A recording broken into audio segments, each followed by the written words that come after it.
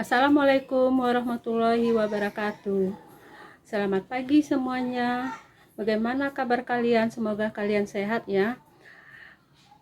Dan selalulah kalian mencuci tangan, menjaga jarak, dan memakai masker. Jaga kesehatan kalian karena sehat itu berharga. Kita bertemu lagi di mata pelajaran OTKP, Humas, dan Keprotokolan.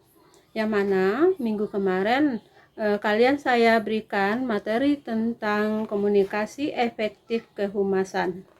Nah, saya ingatkan lagi pertemuan kemarin, apa itu komunikasi?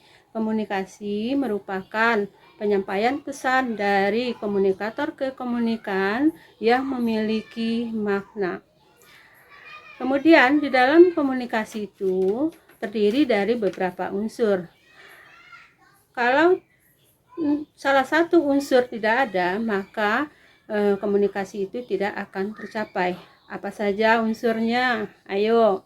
Yang pertama yaitu komunikator, kedua komunikan, yang ketiga pesan, yang keempat media, dan yang kelima adalah feedback. Kemudian di dalam komunikasi juga ada proses komunikasi. Nah, untuk pelajaran hari ini kita masuk kepada materi penyusunan pesan kehumasan. Ini adalah pertemuan yang kedua. Apa saja kalian pelajari di materi pertemuan kedua ini? Yang pertama, kalian akan saya perkenalkan dengan press release. Kemudian yang kedua, penulisan fitur, dan yang ketiga penulisan artikel, yang keempat penulisan pariwara, kemudian ada lagi komentar pembaca, kemudian penulisan pidato, dan selanjutnya penulisan laporan tahunan, dan terakhir adalah prospektus.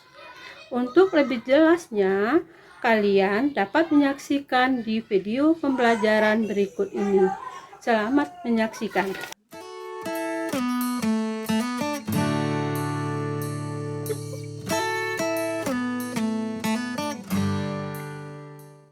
Untuk pertemuan yang kedua ini, saya akan membahas tentang penyusunan pesan bidang kehumasan.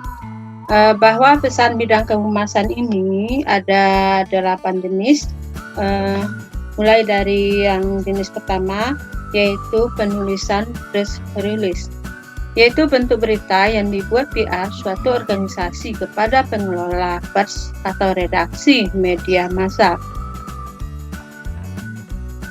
Atau bisa dikatakan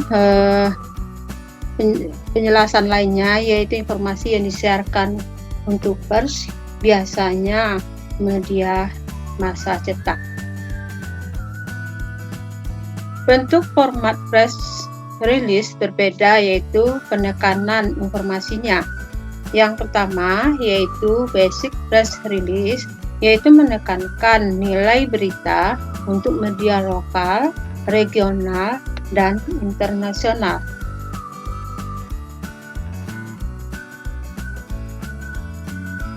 Kemudian yang kedua yaitu product release, merupakan mencangkup transaksi suatu produk khusus. Yang mana di sini untuk suatu publikasi perdagangan di dalam suatu industri, mereka dapat bertransaksi dengan produknya sendiri. Pelanggan menggunakan produk sebagai bisnis andalan atau penguasa pasar. Kemudian yang ketiga yaitu financial release, yaitu penekanan pada hubungan pemegang saham.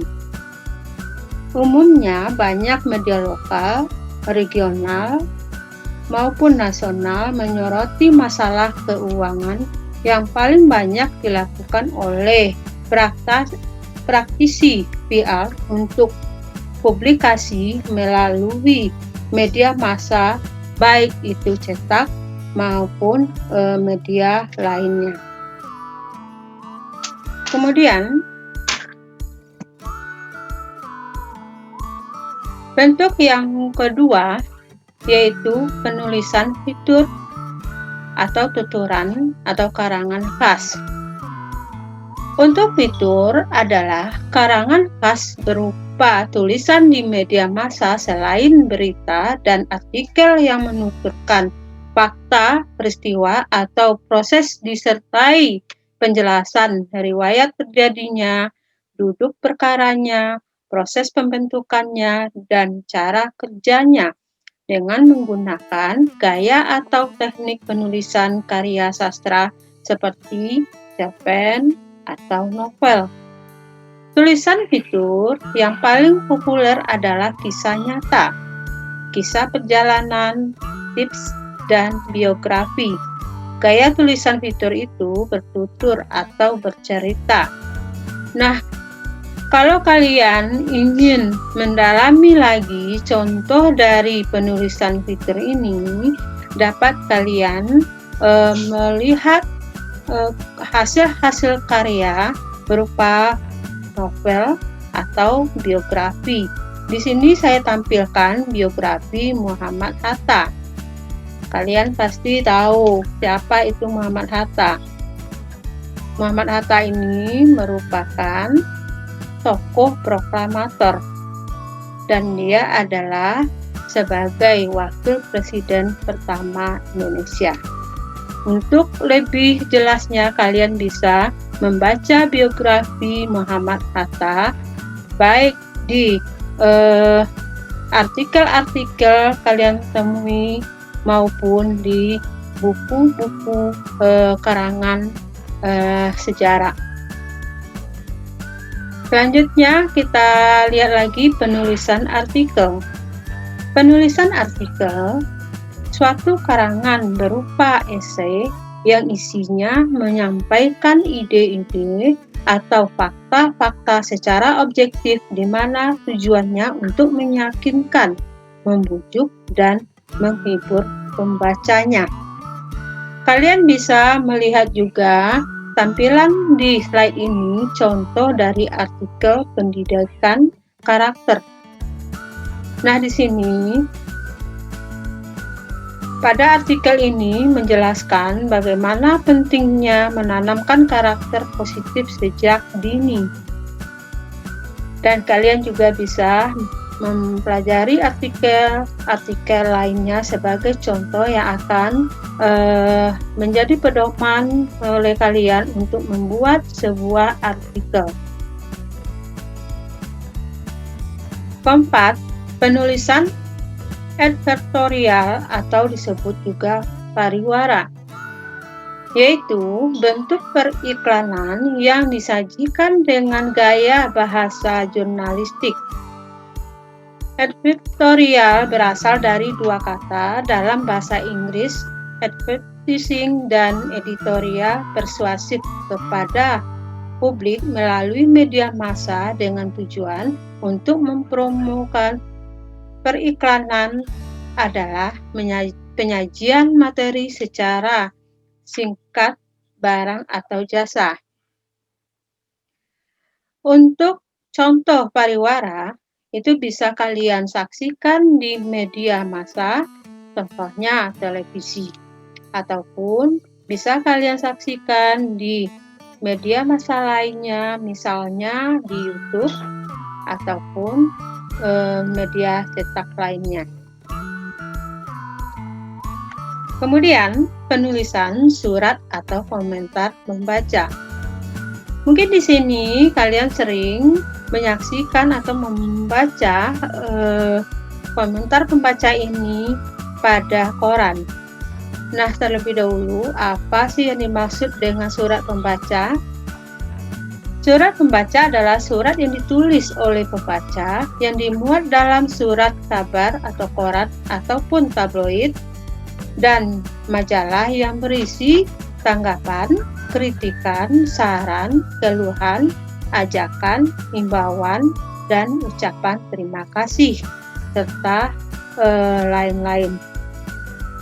Pada koran sering kita temukan Misalnya di sini sebuah keluhan layanan dari layanan masyarakat baik oleh lembaga pemerintah maupun oleh organisasi. Yang mana keluhan ini kebanyakan ditemui di pelayanan publik, misalnya di rumah sakit, di perbankan, dan pelayanan-pelayanan publik lainnya. Tapi tidak semuanya keluhan, namun ada juga sebuah ajakan atau himbauan. Selanjutnya, penulisan naskah pidato atau sambutan. Penulisan naskah pidato pada hakikatnya adalah menuangkan gagasan ke dalam bentuk bahasa tulis yang siap dilisankan. Pilihan kosakata, kalimat, dan paragraf dalam menulis sebuah pidato sesungguhnya tidak jauh berbeda dengan kegiatan menulis naskah lainnya. Untuk contoh pidato, kalian juga menyaksikan atau mendengarkan para pembawa pidato, apakah di lingkungan kalian tempat tinggal ataupun di sekolah, bahkan juga bisa kalian saksikan di media televisi ataupun di media sosial, contohnya di YouTube. Yang berikutnya adalah penulisan annual report atau laporan tahunan. Pihak-pihak yang berkepentingan adalah sebuah laporan yang dikeluarkan oleh perusahaan untuk publik, investor, regulator, dan ini contohnya dapat kalian perhatikan di samping. Dan 8 yaitu prospek atau selebaran, yaitu sebuah informasi atau dokumen penting di dalam proses penawaran umum, baik saham atau obligasi. Di dalam prospektus terdapat banyak informasi yang berkaitan dengan keadaan sebuah perusahaan yang melakukan penawaran umum. Demikianlah paparan materi dari saya. Semoga pemberian materi ini sangat bermanfaat buat kalian, dan untuk melihat respon kalian, saya berikan tugas yaitu membuat sebuah pidato. Tema dapat kalian tentukan sendiri, kemudian tulis di buku catatan dan kirim di classroom sesuai dengan topik mata pelajarannya, yaitu OTK, Humas dan Keprotokolan, dan kalian kirim sesuai dengan tanggal penugasan. Demikianlah pertemuan yang kedua ini, dan saya ucapkan terima kasih. Sampai jumpa pada pertemuan berikutnya. Assalamualaikum warahmatullahi wabarakatuh.